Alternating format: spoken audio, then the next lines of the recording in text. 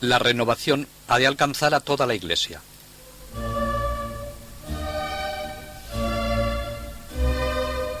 No solamente en los claustros deseaba Bernardo la renovación del espíritu evangélico, sino también fuera de ellos, entre el clero secular y la gente del pueblo, hacía vibrar el rayo de su palabra. Toda la obra desplegada por Bernardo en la Iglesia de su tiempo no es más que una aplicación de su doctrina sobre el primado de la caridad, que debe manifestarse en las dos principales esferas de la actividad humana. La vida de oración, por la que participamos en la contemplación recíproca de las tres divinas personas, en la contemplación de Cristo que mira a su Padre en el Espíritu, y el servicio desinteresado de todos para con todos. En ambos campos había mucho que hacer cuando Bernardo empezó a escribir. Ya llevaba la Iglesia medio siglo con una gran renovación. Bernardo tiene la gracia de comprender que lo que necesita la Iglesia ahora es una reforma, no legislativa y jurídica, ni de organización o política, sino esencialmente moral y religiosa. Es en este nivel donde despliega su actividad.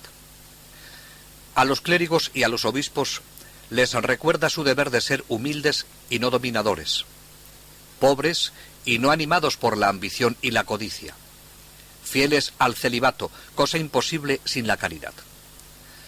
Más que insistir en la práctica del celibato, muestra su valor y su significación. Castidad sin caridad es lámpara sin aceite. No puede alumbrar.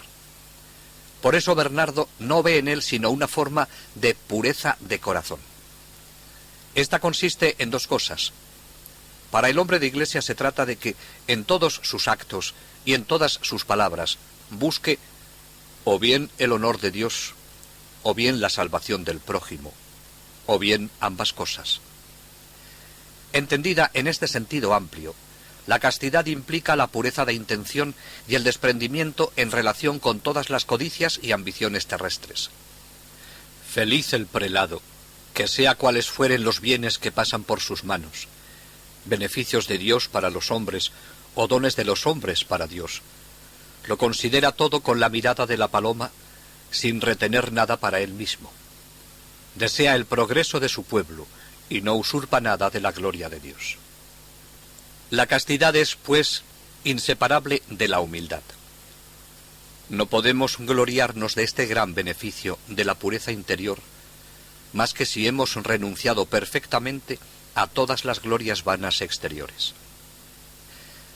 De este modo, Bernardo no considera en modo alguno la castidad sacerdotal bajo un aspecto puramente negativo, como una especie de privación. Ve en él, para el sacerdote, una mayor capacidad de amar, de consagrarse, de servir, de ser verdaderamente pastor.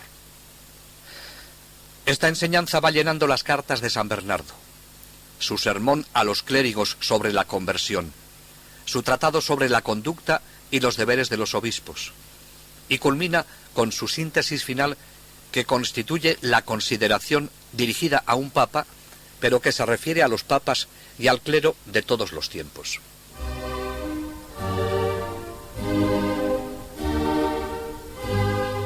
La apología vale a Bernardo la estima y la amistad de varios prelados. Su autoridad es tal que el arzobispo de Sens le pide un tratado sobre la vida espiritual de los obispos. Ante esta petición, Bernardo se pregunta: pero, ¿quiénes somos nosotros para escribir con destino a los obispos? Pero enseguida añade: ¿y quiénes somos nosotros para desobedecer a los obispos? No vacila y obedece. En esta perspectiva hay que entender lo que escribe. Con la maestría y elocuencia que acostumbra, y también con la misma claridad, traza un magnífico cuadro donde aparecen a plena luz la dignidad, cualidades y virtudes de los buenos prelados, sin que falte tampoco el poner de manifiesto los vicios y defectos que pueden afear tan eminente estado. Este tratado tuvo una gran resonancia y produjo muchos frutos. Bernardo recuerda el deber de los obispos. Como buen mediador, lleva a Dios las oraciones y los votos del pueblo, a la vez que trae al pueblo la gracia de Dios y sus bendiciones. La virtud distintiva del obispo debe ser la humildad, que era la virtud más querida de Bernardo. Yo no sé por qué pacto la divinidad tiene costumbre de mantenerse cerca de la humildad, hasta el punto de que se ha revestido de ella para aparecer ante los hombres. Sustancia, forma exterior, ha tomado todo, haciéndonos conocer así la excelencia de esta virtud que ha querido honrar especialmente con su presencia. El obispo, dice, debe practicar el olvido de sí mismo. Debe estar muerto en su corazón y no vivir más para sí mismo, sino para aquel que ha muerto por nosotros. Contra el lujo de algunos clérigos dice: vosotros, sacerdotes del Dios Altísimo, ¿a quién queréis agradar? ¿Al mundo o a Dios? Si es al mundo, ¿por qué sois sacerdotes? Si es a Dios, ¿por qué, sacerdotes, vivís como mundanos? Si es al mundo a quien queréis agradar, ¿para qué vuestro sacerdocio? Nadie puede estar al servicio de dos amos. El que busca la amistad con el mundo se granjea la hostilidad con Dios. El profeta dice: Dios desbarata las fuerzas de quienes buscan agradar a los hombres. Quedan confundidos porque Dios los desprecia. Y el apóstol dice: si trato de complacer a los hombres, no podré estar al servicio de Dios. Por tanto, si buscas contentar a los hombres, no agradarás a Dios. Y si no le agradas, tampoco lo aplacarás. Entonces, ¿para qué te sirve, repito, la unción sacerdotal? Si, como indiqué, tratas de congraciarte con Dios y no con el mundo, ¿por qué pues el sacerdote tiene que ser como la gente? Si el sacerdote es pastor y el pueblo rebaño, ¿no deberá haber alguna diferencia entre el pastor y las ovejas? Si mi pastor se comporta como yo, que soy oveja, encorvado hacia el suelo, el rostro a ras de tierra, siempre husmeando, sin ideas e inquieto tan solo por llenar el estómago, ¿en qué nos distinguimos? Desdichado de mí cuando venga el lobo. No habrá quien resista ni quien se salve. Algunos reprochan mi atrevimiento por hacer semejantes advertencias y quieren que me calle. Andan diciendo que soy monje y que deje de entremeterme en el mundillo de los obispos. Bien quisiera yo que alguien entornara mis ojos para no ver todo eso que me prohibís recriminaros. Enorme insolencia la mía, pues siendo oveja me atrevo a avalar desesperadamente cuando veo abalanzarse sobre el pastor dos lobas feroces, la vanidad y la ambición. Cuando se trata de conseguir el bien, no anda con rodeos. En realidad era una manifestación de su ardiente amor. Amor por el bien, por los derechos de la Iglesia, por la verdad, por el interés mismo de aquel a quien reprende. Prueba de ello es que los reprendidos, conocida la mente e intención de Bernardo, se convertían de ordinario en sus mejores amigos. Bernardo tiene que intervenir ante el rey Luis VI, a quien quiere y aprecia, pero que tiene tendencia a hacer de la Iglesia un instrumento para su reino, cosa que Bernardo desaprueba. Por eso, cuando en 1127 el rey nombra senescal, es decir, generalísimo, a un prelado, Esteban de Garlande, con qué tono critica el monje la confusión de dignidades que tanto perjudican a la Iglesia. Las protestas de Bernardo son vehementes, como él sabe hacerlas, y el rey anula el nombramiento. Poco tiempo después ha de intervenir en otro asunto, y siempre porque se lo solicitaban. El obispo de París, Esteban de Senlis, era un hombre de gran corazón y amigo particular del rey.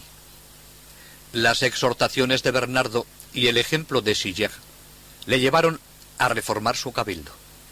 El rey teme que entonces los canónigos sean menos dóciles a sus órdenes. Ataca al obispo retirándole su amistad y también impide que pueda gozar de las rentas del obispado. El obispo responde lanzando un veto sobre la persona del rey y el dominio real. La inmediata reacción del rey es expulsar al obispo y confiscar sus bienes. El obispo, con su obispo metropolitano, Enrique Jabalí, se refugian en Citeaux, donde los abades están celebrando el capítulo general y exponen su situación. Los padres capitulares escriben una carta al rey firmada por todos, pero sin duda escrita por Bernardo. El rey del cielo y de la tierra os ha dado un reino sobre la tierra y os dará otro en el cielo, si os aplicáis a gobernar con equidad y sabiduría. ¿Habéis considerado a quién atacáis? Ciertamente no es al obispo de París, sino al dueño del paraíso, al Dios terrible que retira la vida a los príncipes y que dice a los obispos: quien os desprecia, a mí me desprecia. La Iglesia depone contra vos un lamento desesperado cerca de su Señor. En vos, que fuisteis su defensor, ha encontrado un opresor.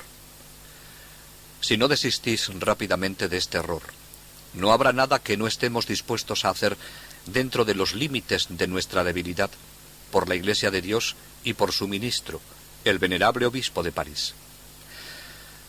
El rey, a pesar de esta carta, no piensa en ningún momento en quitarse de encima a Bernardo. Es más, por 2 veces recibe a Bernardo y al abad de Pontigny, Hugo de Vitry, el amigo de infancia de Bernardo. Bernardo, que todo lo hace con un gran espíritu y que no oculta nada, remite al Papa Honorio todas las advertencias que hace a propósito de los asuntos que se le consultan, y también le envía esta. Al canciller de la curia romana, al cardenal Aimerico, gran amigo suyo, le escribía Bernardo: los negocios de Dios son los míos. Nada de lo que pertenece al honor de Dios me puede ser indiferente. Y esa era la verdad. Él no se busca para nada a sí mismo, sino la gloria de Dios. Y aquí radica la fuerza y autoridad de todo cuanto hace. También el rey acudió a Roma acusando al abad de Claraval de que se arrogaba el ministerio de vigilar sobre las iglesias de Francia y el poder real. Estas son algunas de las frases de la carta. ¿Pues qué? ¿Nada bueno se ha de poder hacer sin él? Su mano se ve por todas partes. Se adelanta a los obispos, a los concilios, al mismo legado. Bien pronto, si no se pone remedio, usurpará Bernardo las prerrogativas del Papa y de los cardenales. El golpe estaba hábilmente dirigido. No es que al rey le preocupase la autoridad eclesiástica y de la Santa Sede. Lo que pretendía era que Bernardo no interviniese en forma tan eficaz en los asuntos de la Iglesia, y que de alguna manera él consideraba que perjudicaban a la corte. Con esta carta consigue que Roma levante el veto que los obispos habían puesto al rey. Bernardo no se calla, y con humildad, pero con sinceridad y valentía, escribe al Papa: la humildad, o más bien la constancia de los obispos, había conseguido dominar el furor del rey, cuando, oh desgracia, la suprema autoridad del sumo pontífice interviene y enaltece el orgullo, mientras echa por tierra la constancia. Pero lo que nos asombra es que se pueda dictar sentencia en un juicio sin escuchar a ambas partes, y que el ausente haya de ser condenado. En este caso, el condenado era el obispo de París.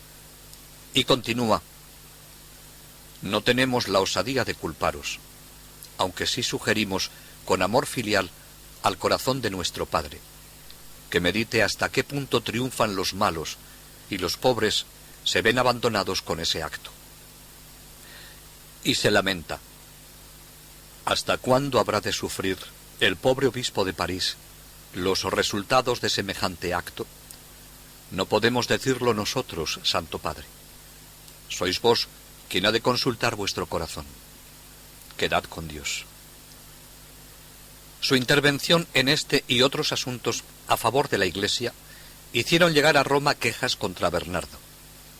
El canciller Aimerico, que le apreciaba de veras, creyó prudente decirle que la Iglesia ganaría mucho y el mundo estaría más en paz si las osadas ranas cistercienses, en este caso Bernardo, se decidieran a no salir de su charca, el convento de Claraval, para turbar al universo con su croar.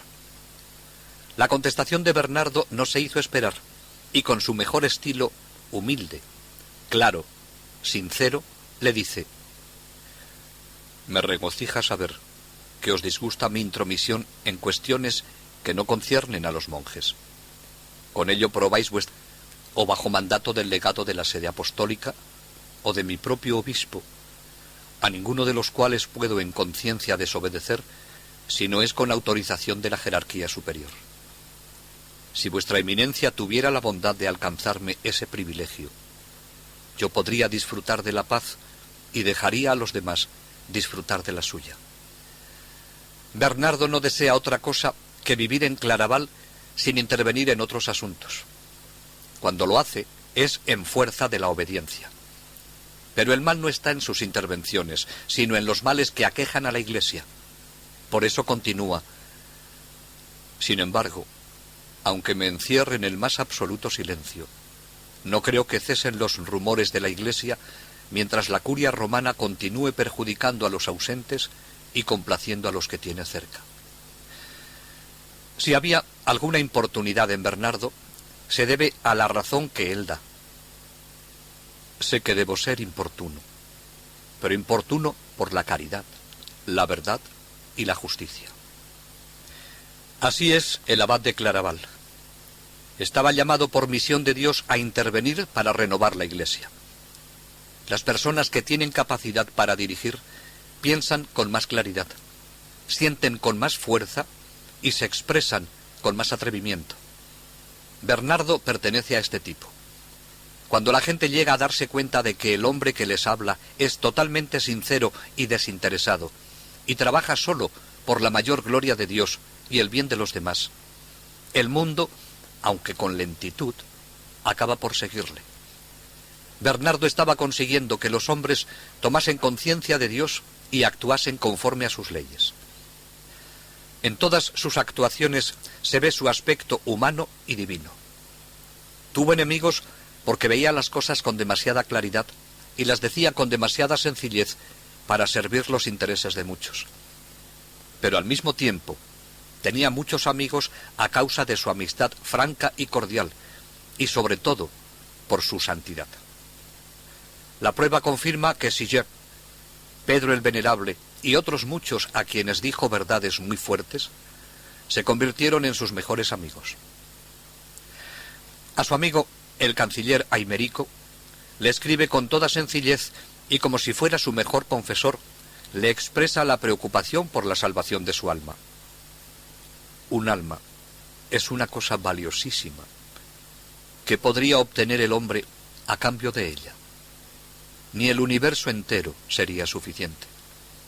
Si llegara a perecer hasta la muerte a causa del pecado, ¿cómo podría ser restituida?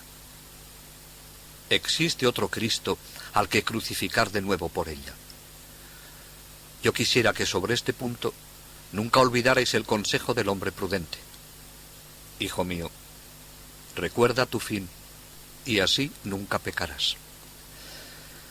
Solamente un verdadero amigo como Bernardo escribiría en estos términos al canciller de la Santa Sede. Bernardo, en todo cuanto hace y dice, no quiere saber nada más que amar, y amar para él significa amar a Dios, y en él, y por él, a todo lo demás. Por eso cuando su amigo, el cardenal Aimerico, le pregunta cómo y por qué debemos amar a Dios, Bernardo le contesta con el Tratado del Amor a Dios. Es un magnífico escrito en el que describe la escala ascendente de los estados del alma que busca a su Dios. Bernardo, que ama, y ama de verdad, sabe que el amor no puede fundamentarse en sentimentalismo. A su destinatario Aimerico comienza con toda humildad diciéndole: oraciones solías pedirme, no me proponías consultas. Y cierto que ni para lo uno ni para lo otro me creo idóneo, si bien es verdad que aquello, la oración, os lo debía hacer suponer mi profesión, ya que no la santidad de vida que me hace falta. Responderé a lo que me preguntáis acerca del amor de Dios, porque este es el tema que más seguramente se trata y que más útilmente se lee. ¿Queréis aprender cómo debe ser amado Dios? Bien, os diré que la razón de amar a Dios es Dios mismo, y que la medida de ese amor es amarle sin medida. Así ama Bernardo a Dios, sin medida. Y quien ama a Dios ama a su hermano, porque Dios nos dio el modelo de cómo debemos amar en Jesucristo.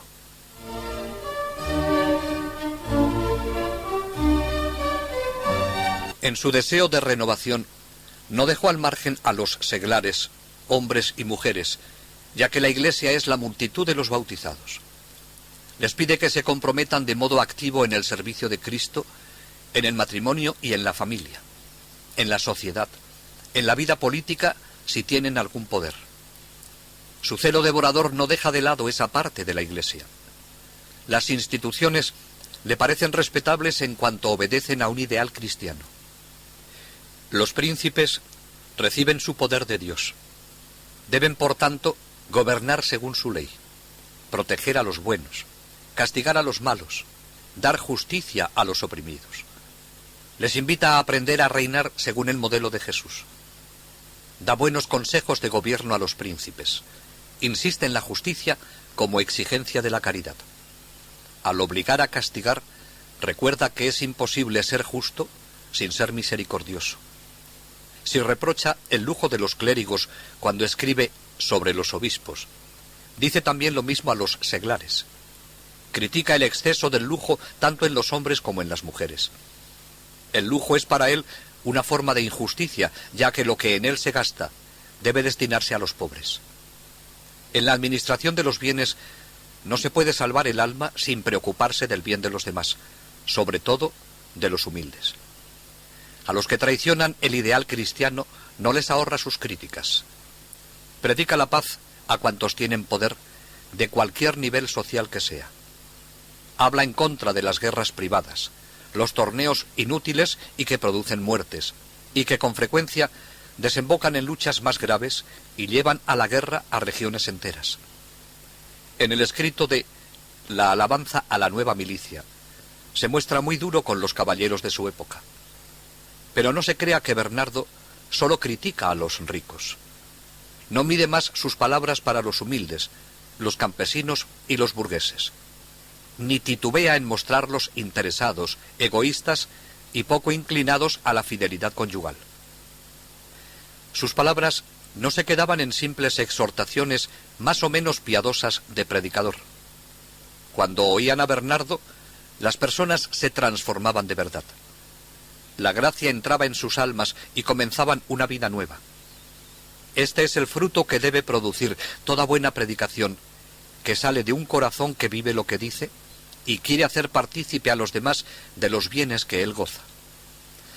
Así sintetiza su actividad en su labor de renovación de la Iglesia en el campo de la conducta moral de las personas, ya que en esta época su cometido primordial es la formación de las personas.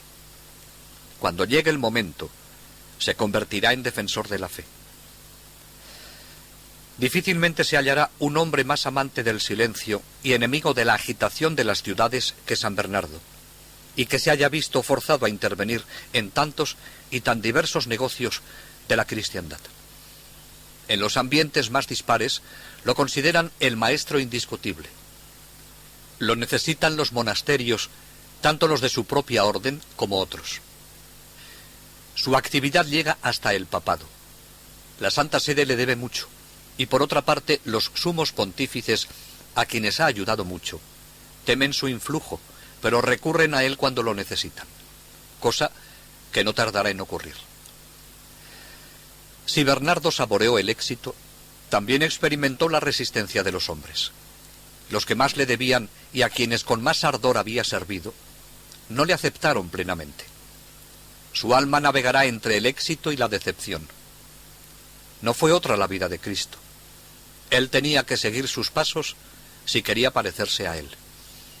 Otros se hubieran desanimado ante el sufrimiento originado por la incomprensión de algunos, a veces los más encumbrados.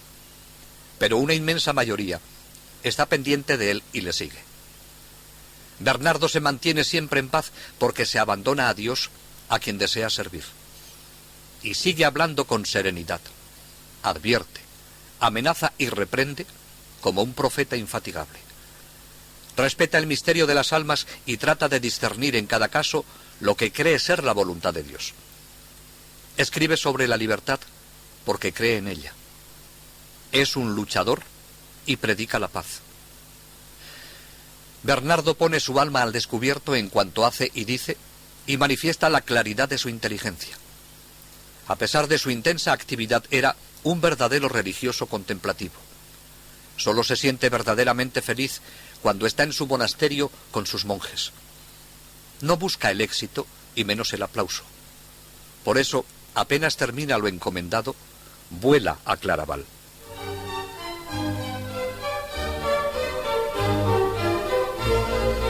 De nuevo se encuentra Bernardo en su querido monasterio de Claraval.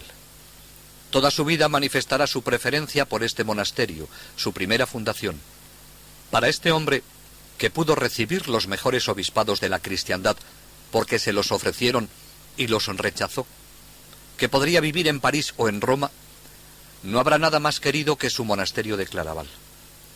Porque lo primero y lo último en Bernardo es que es un monje, y un monje contemplativo, y que su verdadero milagro consiste en formar hombres. Los aspirantes seguían acudiendo a Claraval, y acudían de todos los estamentos de la sociedad, hombres procedentes del más variado origen económico, intelectual y social, y llegaban a Bernardo para ser modelados en la semejanza de Cristo. Las fundaciones se multiplican y sus casas empiezan a estar en distintas naciones. Cada una de esas casas se debe a Bernardo, y cada uno de los monjes que en ellas habitan es hijo espiritual suyo. Su vida y la obra de su vida está en Claraval, enseñando a los hombres a amar a Dios y a impulsarlos a que le amen sin medida. Aunque sus obras externas deslumbren, la obra mayor es aquella que ni siquiera brilla. En Claraval, Bernardo modelaba monjes auténticos, con el mísero material de nuestra humanidad, haciendo que cada uno olvidase su insignificante persona engreída, para dedicar toda su atención a Dios. Toma a quienes desean seguir a Cristo y les enseña lo primero, a comenzar a ser agradecidos a Cristo. Claro que en su labor no estaba solo. Tenía excelentes ayudas en sus monjes. Aquel éxito espiritual de Bernardo ocasionó en el convento, como era natural, muchos problemas materiales. No fue siempre fácil dirigir una comunidad tan numerosa. Es verdad que tenía una excelente ayuda en su prior, Godofredo, que le sustituye cuando él tiene que ausentarse.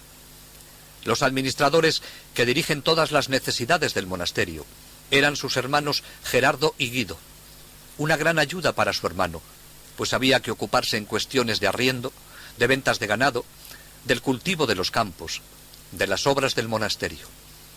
Y además, atender aquella inmensa obra de caridad de atender a los necesitados, que Bernardo no toma a la ligera. Así, durante una época de escasez en Borgoña, vaciará todas sus abadías para salvar a los hambrientos. El portero, su hermano Andrés, le facilitaba toda la relación del monasterio con el exterior.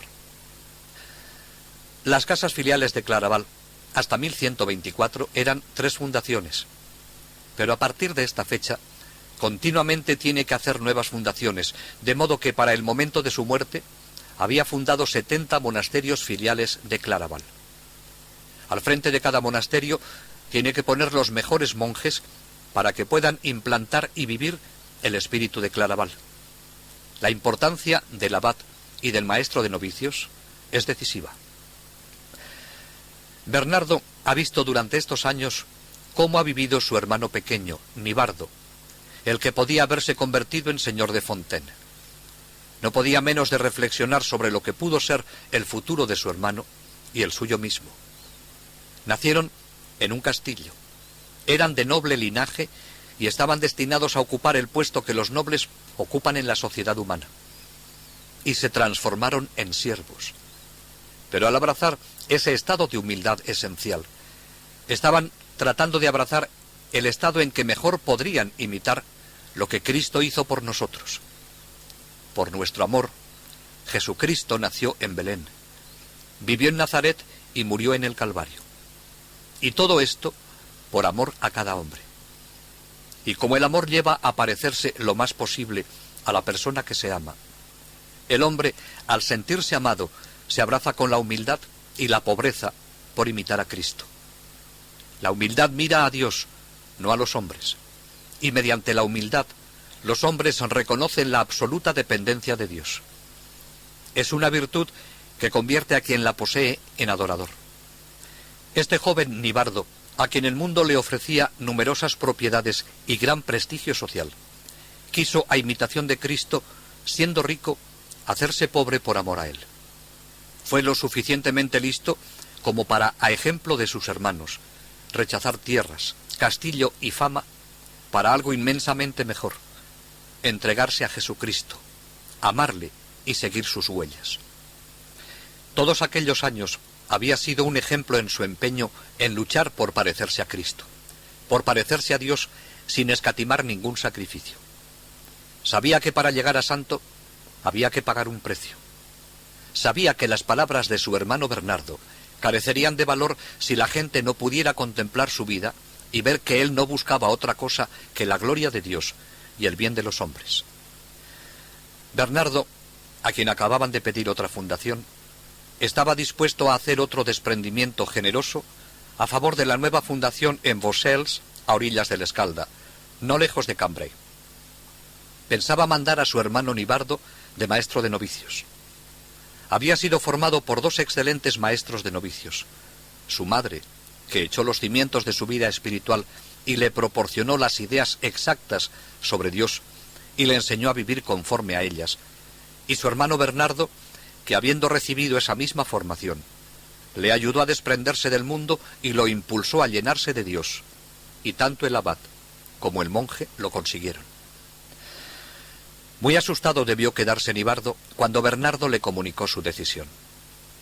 Las ideas que este nuevo maestro de novicios tenía sobre Dios, sobre sí mismo y sobre la devoción eran muy evangélicas y muy caballerescas. Llevaba en la sangre este estilo. Lo que él había vivido lo transmitiría a los demás. Trataría de desarrollar en sus futuros novicios una devoción hacia Dios tranquila, profunda, fuerte, viril y oculta. Todo sin ostentación.